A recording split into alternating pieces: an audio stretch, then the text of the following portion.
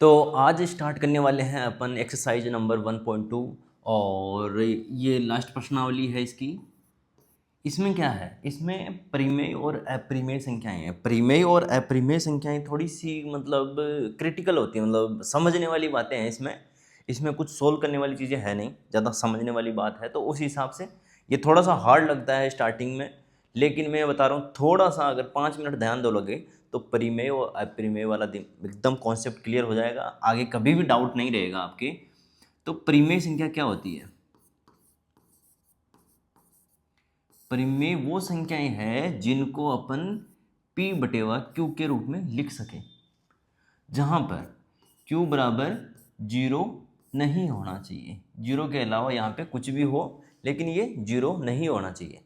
तो अभी इसका मतलब क्या है? इसका मतलब ये है कि इसको भिन्न के रूप में, मतलब कोई भी भिन्न हो उसको भिन्न के रूप में लिखा जा सके, वो क्या है? परिमेय संख्याएं हैं। बस इतनी सी बात है। अपरिमेय संख्याएं क्या है? जिनको भिन्न के रूप में नहीं लिखा जा सके, सिंपल सी बात है। मतलब P/Q के रूप में जिनको नहीं लिखा जा सके, वो क्या है? अपरिमेय संख्याएं। बस अपन इसमें यही पढ़ेंगे कि जिनको P/Q के रूप में नहीं लिखा जा सके, वो क्या है? अपरिमेय संख्याएं। अभी अपन ये कॉन्सेप्ट क्लियर करेंगे इसमें। तो पहले क्वेश्चन पे आते हैं, क्योंकि इसमें सारे क्वेश्चन 1.2 में अपरिमेय संख्याओं के ही है, तो वही क्लियर करेंगे। तो बहुत इजी है, कर लेंगे आराम से, बहुत आसान है।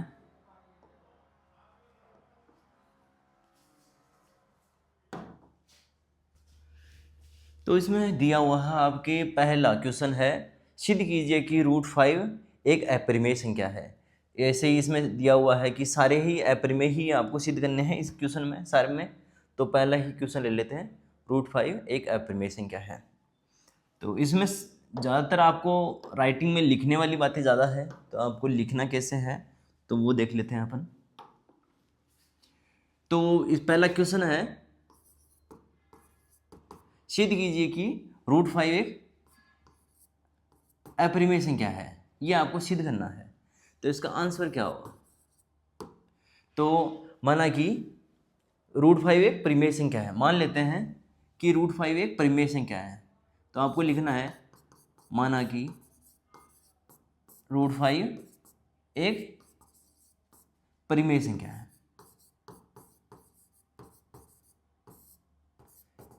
ये देखिए सभी में एक जैसा ही रहेगा। इसमें जो जिसको अपरिमेय संख्या सिद्ध करना है, उसमें सब में सेम ऐसे ही कॉन्सेप्ट लिखा जाएगा। तो वो मान लीजिए, मानना कि √5 एक परिमेय संख्या है। अगर ये परिमेय संख्या है तो √5 को हम कैसे लिख सकते हैं? P/Q के रूप में, ठीक है। और P/Q के रूप में मान लो, या फिर A/B के रूप में, या X/Y के रूप में, या बी कुछ भी मान सकते हैं। P/Q की जगह पे आप कुछ भी ले सकते हो, लेकिन अपन इसको भिन्न के रूप में लिख सकते हैं। एक सिंपल सी बात यह है कि अगर ये परिमेय संख्या है, इसको सिद्ध करना है अपने को अपरिमेय संख्या, लेकिन अपन ये लेके चल रहे हैं कि अगर अपन ये सिद्ध कर दें कि ये परिमेय संख्या नहीं है, तो क्या बचेगी? अपरिमेय संख्या। अगर अपन ये सिद्ध कर दें कि ये परिमेय संख्या नहीं है, तो ये क्या होगी? एक अपरिमेय संख्या। तो अब ये देखो, तो पहले मान लेते हैं कि ये परिमेय संख्या है। परिमेय संख्या अगर होगी तो इसको P/Q के रूप में लिख सकते हैं, मतलब एक भिन्न के रूप में लिख सकते हैं अपन, सिंपल सी ये बात है। और ये जो P/Q है, ये अभाज्य है, मतलब कि इसको जितना भाग देके देना था वो दे लिया। जैसे कि मान लो कि इधर अपन ले लेते हैं एक चीज़, इधर ले लेते हैं, जैसे कि 8/, ये 10 होगा मान लो पहले, तो इसको भाग देके अपन 4/5 भी तो लिख सकते हैं। 4/5। तो ये भाग दे के जो है वो काटापीटी हो रखी है, और जो बचा हुआ है लास्ट में, जो बचा हुआ है वो अभाज्य है, मतलब कि सह अभाज्य है। मतलब इसमें अब ऊपर नीचे भाग नहीं जा रहा किसी का भी, मतलब जो भाग जाना था वो चला गया, अब इसमें ऊपर नीचे कोई भाग नहीं जा रहा। जैसे कि मान लो इसमें भी 2 का भाग जा रहा था, लेकिन अब नहीं जा रहा, इसमें जितना भाग जा सकता था वो काट पीट के हमने ये 4/5 बना लिया। ऐसे ही P/Q को अभाज्य बना लिया अपन ने। और अपन इसमें एक चीज़ और लिख देते हैं, जहाँ Q = 0 नहीं है, क्योंकि ये परिमेय संख्या की डेफिनेशन है P बटे व Q के रूप में होना चाहिए परिमेय संख्या, और Q के बराबर 0 नहीं होना चाहिए। अब इसमें मान लेते हैं P बटे व Q क्या है,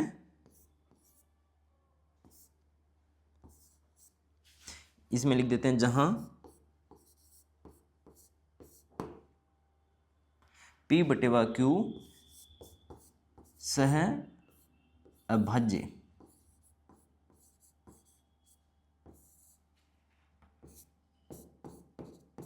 संख्या है। ठीक है, अब आगे देखो, आगे क्या करते हैं अपन, दोनों तरफ इसमें वर्क कर सकते हैं, मतलब इसको सोल्व करने के लिए क्या कर सकते हैं, दोनों तरफ वर्क कर देते हैं। मान लो इसमें इसको मैं ऐसे भी लिख सकता हूँ, क्यू रूट, ये क्यू है, क्यू रूट 5 बराबर P, ऐसे लिख सकता हूँ मैं इसको। अब मैं दोनों तरफ वर्क भी कर सकता हूँ, क्योंकि एक साथ वर्क कर सकते हैं। जैसे कि मान लो अपन यहाँ पे कोई भी संख्या XYZ ले लेते हैं, जैसे कि 2 + 1 बराबर, ये मान लो इधर 3 है। इसका अगर अपन वहाँ पे वर्क करें और इधर भी वर्क करें तो हमेशा दोनों तरफ समान आएगी संख्या, क्योंकि 2 + 1 3, 3 का स्क्वायर कितना हो गया 9, और इधर भी कितना हो गया 3 का स्क्वायर 9। मतलब दोनों तरफ अगर अपन वर्क करें तो बात सेम रहेगी। तो इधर वर्क किया तो कितना आ गया, Q का तो हो गया स्क्वायर, ठीक है, और √5 का स्क्वायर किया तो कितना बच गया, ये रूट हट गया और 5 आ गया, और इधर क्या आ गया P स्क्वायर।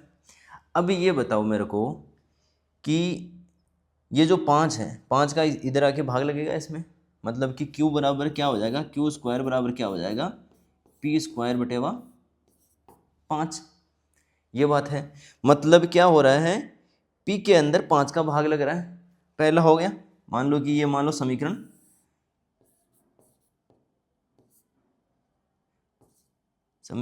फर्स्ट, इसको अपन दे देते हैं कि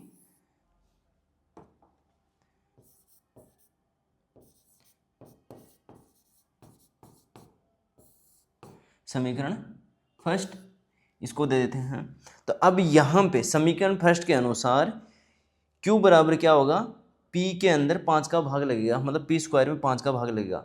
अगर मान लो किसी के वर्ग में कोई संख्या का भाग जा रहा है तो उसका वर्ग हटाने के बाद में भी उसका भाग जाएगा।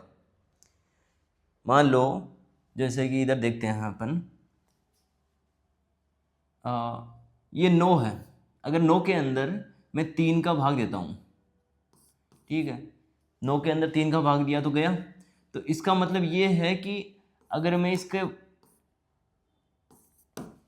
इसका वर्ग हटा के, मतलब इसका वर्ग हटा के इसमें अगर भाग दो तो भाग जाएगा, ये कॉन्सेप्ट रहता है। जैसे कि मान लो ये है 4 का स्क्वायर है, 4 के स्क्वायर के अंदर मान लो 2 का भाग जा रहा है, मतलब 4 का स्क्वायर कितना हो गया 16, 16 में अगर 2 का भाग जा रहा है तो वो 4 के अंदर जो नीचे जो 4 लिखा हुआ है उसके अंदर भी 2 का भाग जाएगा, ये बात है। तो इसका मतलब ये हुआ कि P के अंदर 5 का भाग जाएगा समीकरण 1 के अनुसार, ठीक है। अभी निकाल लेते हैं एक समीकरण और, ये सेम चीज़ मैं आगे भी लिख देता हूँ, Q स्क्वायर बराबर P स्क्वायर बटे 5, Q स्क्वायर बराबर P स्क्वायर बटे 5। तो P स्क्वायर में 5 का भाग जाएगा, इसका मतलब क्या है कि P के अंदर क्या है, जो P है उसके अंदर 5 का गुणनफल तो है ही। भाई मान लो कोई भी संख्या में 2 का, 5 का, 6 का, जिसका भी भाग जा रहा है उसका गुणनफल तो उसके अंदर होगा ही। जैसे कि मान लो 12 है, 12 में अगर 6 का भाग जा रहा है तो 12 के अंदर क्या होगा, 6 तो होगा ही होगा।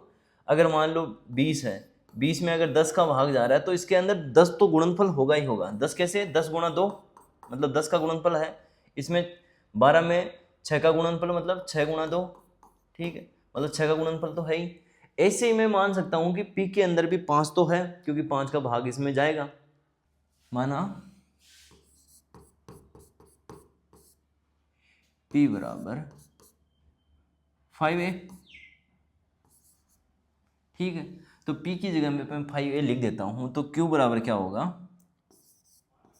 Q स्क्वायर बराबर क्या होगा, 5, 1 का स्क्वायर मतलब 5 का स्क्वायर और 1 का स्क्वायर, ठीक है, नीचे 5 आ गया।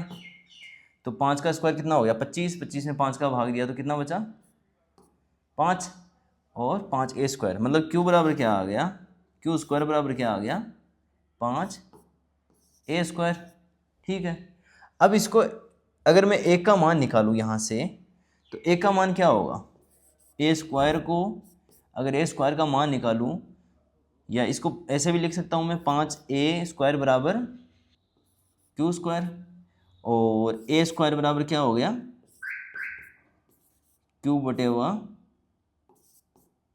क्यू स्क्वायर बटेवा 5, मतलब कि क्यू में भी 5 का भाग जा रहा है और p में भी आपने पहले देखा कि 5 का भाग जा रहा था। आप समझे कि p में भी 5 का भाग जा रहा है और q में भी 5 का भाग जा रहा है। जैसे कि अपन पिछली वाली लिस्ट में जाए तो समीकरण 1 में भी p में 5 का भाग जा रहा है, आगे हमने सिद्ध किया है कि q में भी 5 का भाग जा रहा है। लेकिन अभी हमने क्या देखा था, जहाँ p बटेवा q से अभाज्य संख्याएं है, मतलब इसमें आगे भाग नहीं जा रहा था, लेकिन आगे अपन ने क्या सिद्ध किया, इसमें भाग तो जा रहा है। तो इस विरोधाभास के कारण ये क्यों आया विरोधाभास, ये विरोधाभास इसलिए आया क्योंकि हमने इसको परिमेय संख्या मान लिया था। ये विरोधाभास इसलिए आया क्योंकि हमने इसको परिमेय संख्या मान लिया था, इसलिए ये विरोधाभास आया। तो इसका मतलब क्या हुआ, विरोधाभास आने की वजह से ये √5 एक अपरिमेय संख्या है।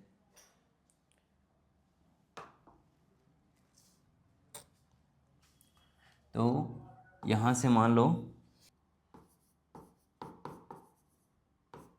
इसका मतलब क्यू भी 5 से भाजित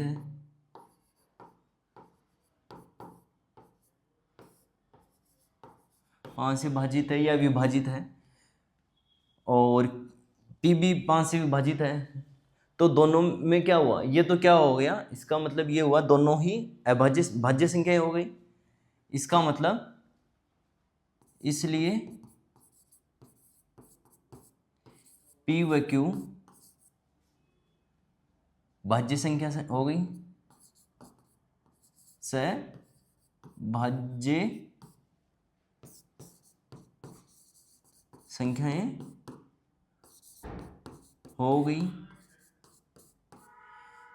जो विरोधाभास पैदा कर रहा है। सहभाज्य संख्याएं हो गई जो विरोधाभास पैदा कर रहा है।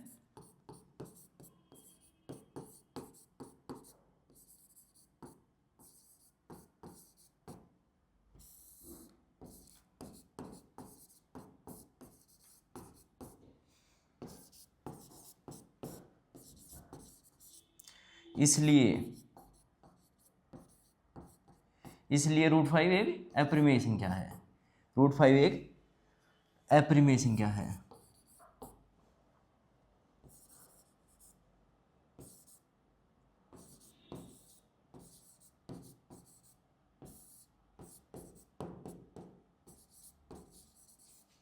ठीक है, बस सिंपल सी बात ये थी।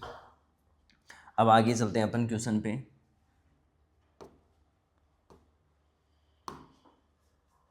अपने को सिद्ध करना है 3 + 2√5 एक अपरिमेय संख्या है। ठीक है, ये बहुत इजी है, थोड़ा सा ये ऊपर वाला एक बार समझने के लिए थोड़ा सा हार्ड पड़ेगा, बाकी अब इजी मिलेंगे आपको। तो सिद्ध कीजिए कि 3 + 2√5 एक अपरिमेय संख्या है।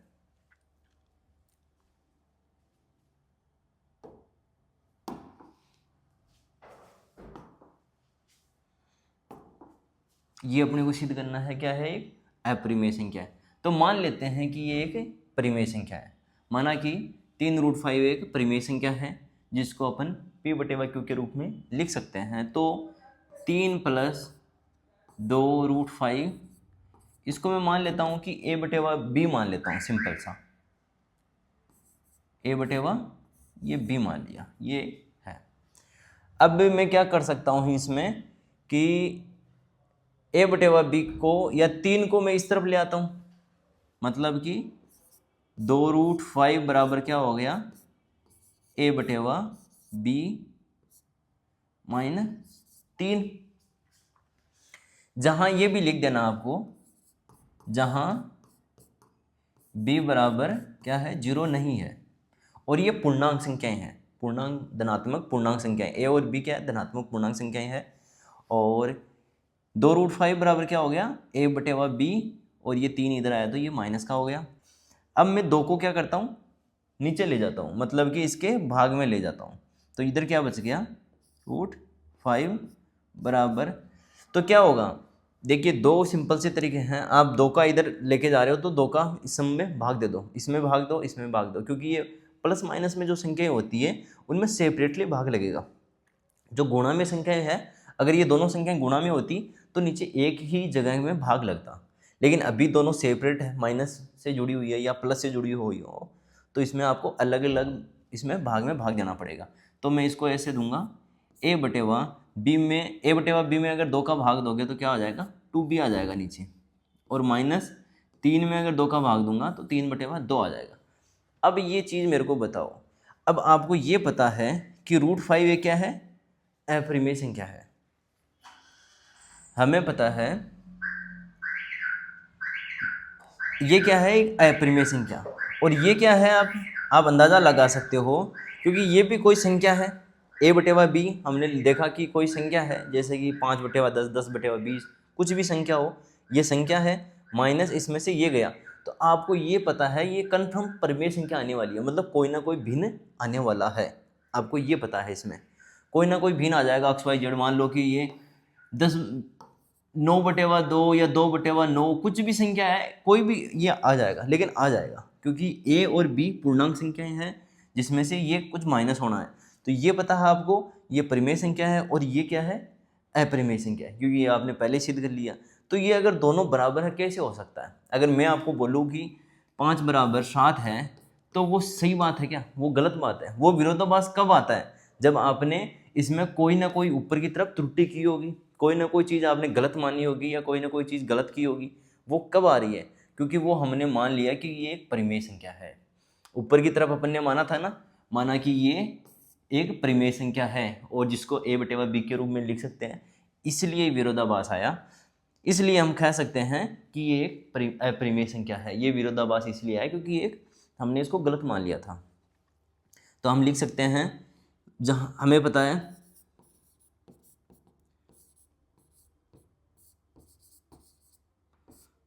√5 एक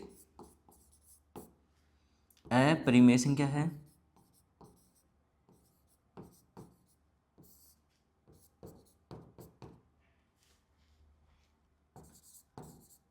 तथा ए बटे वा 2b माइनस 3 बटे वा 2 एक परिमेय संख्या है, एक परिमेय संख्या है।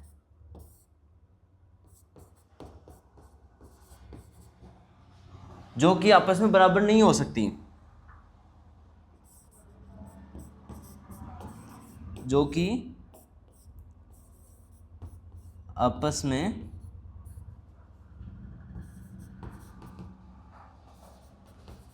बराबर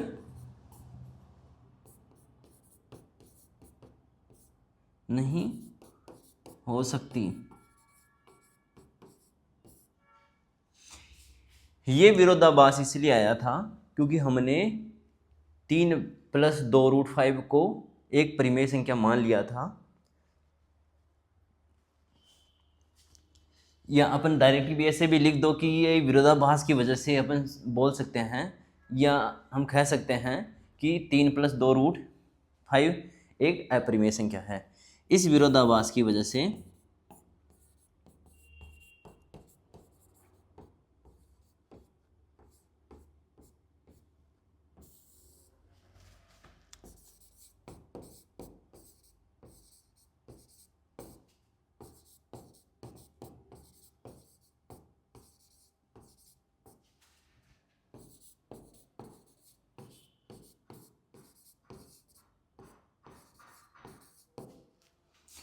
कह सकते हैं कि √3 + 2√5 एक अपरिमेय संख्या है।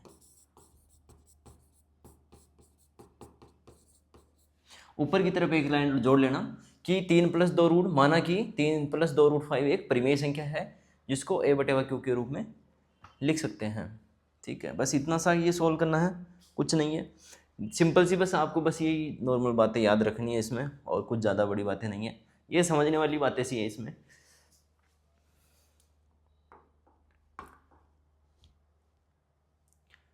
अपन अगले में चलते हैं क्वेश्चन पे। तो अपने को सिद्ध कीजिए कि निम्नलिखित संख्या अपरिमेय संख्या है। ये जैसे ही ऊपर वाले के जैसे होगा, तो इसमें से ले लेते हैं 1/√2। ये सारे ही क्वेश्चन सोल्व कर लेते हैं क्योंकि ये सारे ही क्वेश्चन थोड़े से अटपटे हैं, थोड़े से अजीब से हैं। तो निम्नलिखित संख्या अपरिमेय संख्या सिद्ध करना है इसमें 1/√2। तो पहला ले लेते हैं 1/√2।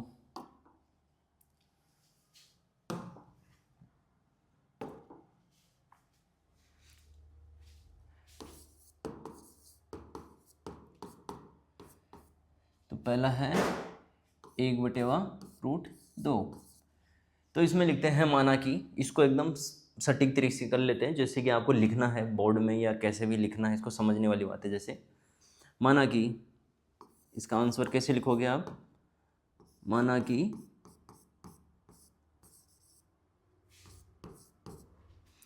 1/√2 एक परिमेय संख्या है।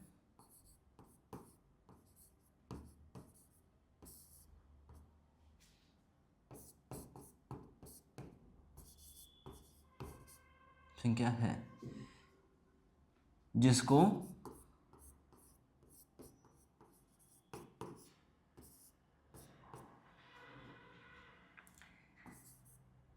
a/b के रूप में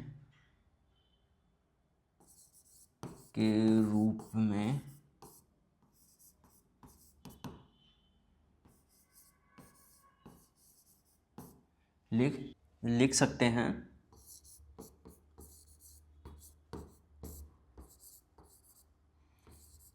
जहां b बराबर 0 नहीं है। ठीक है, ये आ गया। तो अपन लिखते हैं इसको 1/√2 इज इक्वल टू a/b। ठीक है, अब मैं इसको ऐसे भी लिख सकता हूँ, देखिए 1/√2 है, एक इधर भी एक ही संख्या है, मतलब कि ये अगर एक एग्जाम्पल के रूप में ऐसे समझो, ठीक है, ऐसे समझ, तो जैसे कि यहाँ पे है 3/2 और इधर है 6/4। ठीक है, ये संख्याएं हैं। अब इसको मैं क्या कर देता हूँ, उल्टा कर देता हूँ। उल्टा ऐसे कि 2/3 और इधर 4/6। तो अब देखते हैं कि ये जो बराबर का निशान है वो एकदम एग्जैक्ट सही है कि नहीं है। जैसे कि इधर में देखो, इधर 3/2 है, इधर 2 से भाग गया तो इधर क्या बचा, 3 आ गया, तो 3/2 हो गया।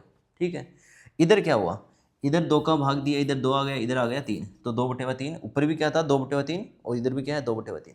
मतलब बराबर में का कोई मतलब कि वो गलत उपयोग नहीं हुआ कि जैसे कि मान लो कि चीज़ें चेंज हो गई और बराबर की जगह है बराबर रहा नहीं, ज़्यादा छोटा या बड़ा हो गया, तो ऐसा कुछ नहीं होगा। तो मैं इसको डायरेक्ट ऐसे भी लिख सकता हूँ कि √2/1 और b/a, और a का कोई मतलब नहीं निकलता। तो अब देखो इधर आपको ये दिख रहा है √2 बराबर b/a, जहाँ हमको पता है कि √2 एक अपरिमेय संख्या है। ये अपरिमेय संख्या है, लेकिन ये तो परिमेय संख्या है b/a। ये विरोधाभास क्यों आ रहा है, दोनों बराबर तो नहीं हो सकती, लिखा हुआ बराबर है कि परिमेय और अपरिमेय संख्या बराबर हो सकती है। ये देखो निशान तो यही बता रहा है कि दोनों बराबर है, परिमेय और अपरिमेय संख्या। ये तो विरोधाभास है, मतलब गलत बात आ रही है। तो ये गलत क्यों आई, क्योंकि हमने इसको परिमेय संख्या मान लिया था, इसलिए ये गलत बात आ रही है। तो गलत आते ही बस सीधा सा उत्तर आ गया अपना, हमने परिमेय संख्या मानी थी, परिमेय संख्या है नहीं तो अपरिमेय होगी। तो सिंपल सा आपको बस लिख देना है। हमें पता है कि √2 एक परिमेय संख्या है, तो इसमें लिख दो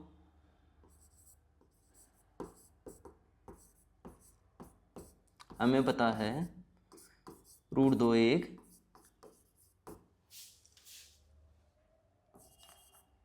अपरिमेय संख्या है तथा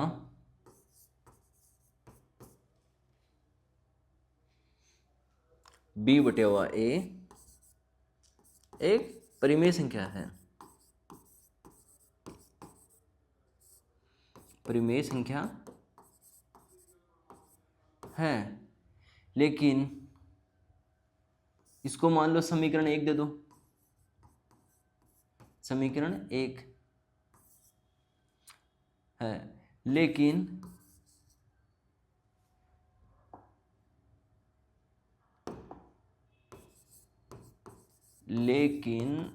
समीकरण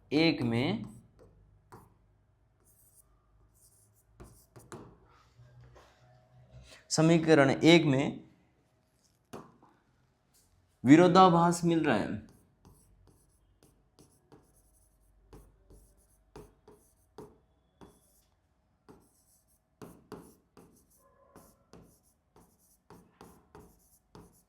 ये इसलिए मिल रहा है क्योंकि हमने इसको परिमेय संख्या मान लिया था, जबकि ये एक अपरिमेय संख्या थी।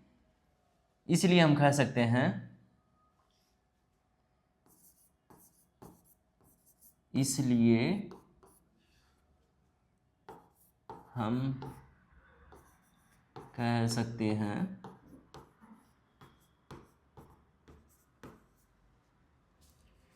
कि 1/√2 एक अपरिमेय संख्या है।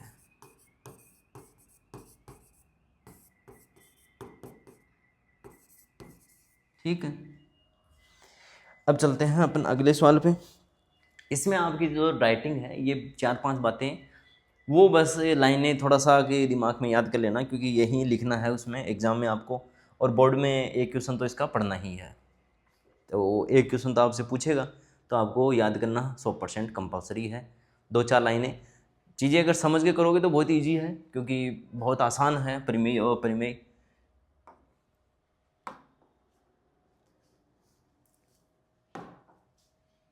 अगला है 7√5, 7√5,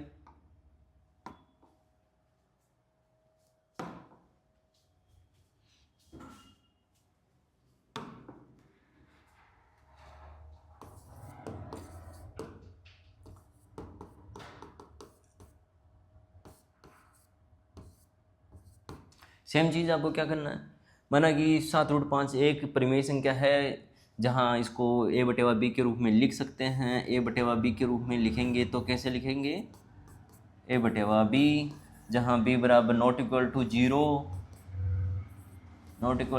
मतलब b अगर 0 होगा तो क्या हो जाएगा, ये b अगर 0 होगा तो इसका भाग a में जाता ही रहेगा, इन्फिनिटी बार जाता रहेगा, लेकिन कोई सॉल्यूशन नहीं मिलेगा इसका। अगर मान लो कि मैं जैसे कि 5/0 बोलूँ, तो इसका कोई सॉल्यूशन है नहीं, मैथमेटिक्स के पास में नहीं है, किसी के पास में नहीं है, क्योंकि 5 में 0 का भाग जाता ही रहेगा और अनंत बार जाता रहेगा और कोई सॉल्यूशन नहीं आएगा। इसीलिए b बराबर 0 मानते हैं।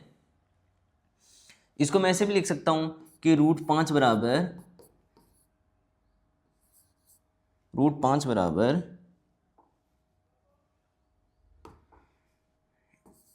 a/7b। ठीक है, अब आपको पता है, कितना सिंपल सा सवाल है। अब आपको पता है ये परिमेय संख्या है, ठीक है, और ये अपरिमेय संख्या है, ठीक है। अब दोनों कैसे बराबर हो सकती है, ये विरोधाभास ही दिखाना आपको, ये विरोधाभास दिखाती है अपरिमेय संख्या, सिद्ध हो जाएगी। अगले क्वेश्चन पे चलते हैं। अगला क्वेश्चन है 6√2, तो 6√2 बराबर क्या हो जाएगा,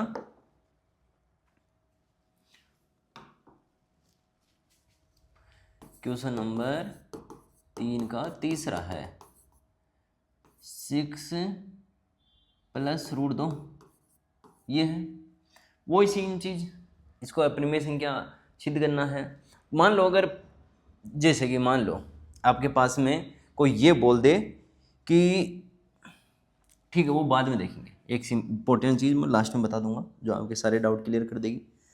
तो ये इसको आपको क्या करना है, सिद्ध एक अपरिमेय संख्या सिद्ध करना है। तो अपरिमेय संख्या सिद्ध करने के लिए माना कि ये एक परिमेय संख्या है, वो परिमेय संख्या इसको पी ए बटेवा बी या बी बटेवा सी कुछ भी मान लेना अपने हिसाब से इसको लिख सकते हैं। तो मैं इसको ऐसे लिख देता हूँ, ए बटेवा बी के रूप में लिख देता हूँ, जहाँ बी बराबर not equal to zero, B is equal to naught is equal to zero. ये आ गया रूट 2 बराबर क्या आ गया, ए बटेवा बी माइनस 6। आपको पता है ये क्या है, परिमेय संख्या है, ये परिमेय संख्या है, और ये आपको पता है ये एक अपरिमेय संख्या है। तो दोनों बराबर कैसे हो सकती है, दोनों बराबर नहीं हो सकती, तो विरोधाभास आ रहा है, वही अपरिमेय संख्या है। ठीक है, तो ये आपकी प्रश्नावली यहीं पे ख़त्म होती है। और मान लो अब प्रश्नावली तो ख़त्म हो गई, आपको ज़्यादा कुछ दिमाग लगाना नहीं, लेकिन एक चीज़ ऐसे ही बता देता हूँ। तो मान लो कि आपको कोई ये बोल दे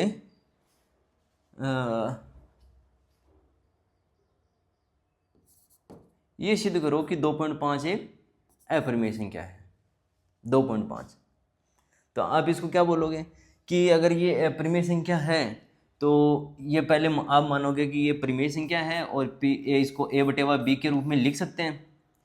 आप देखोगे कि पॉइंट जो इस जैसे हटाओगे तो नीचे आ जाएगा 10 और 25 बटेवा 10, मतलब 5 दूनी 10 और 5 25, 5 बटेवा 2 आ गया ना,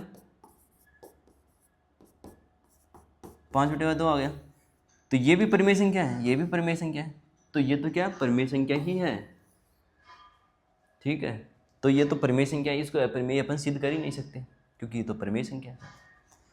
ठीक है, तो आपकी प्रश्नावली खत्म हो गई। ऐसे अपन सेकंड प्रश्नावली पे चलेंगे और जल्दी से गर्मियों के सीजन में ही इस कोर्स को ख़त्म कर देंगे और बहुत ही बेहतरीन तरीके से अच्छे नंबर लेके आएंगे ताकि आपको नेक्स्ट क्लास में भी कोई कन्फ्यूजन नहीं रहे, अच्छे से आपका टाइम जाए।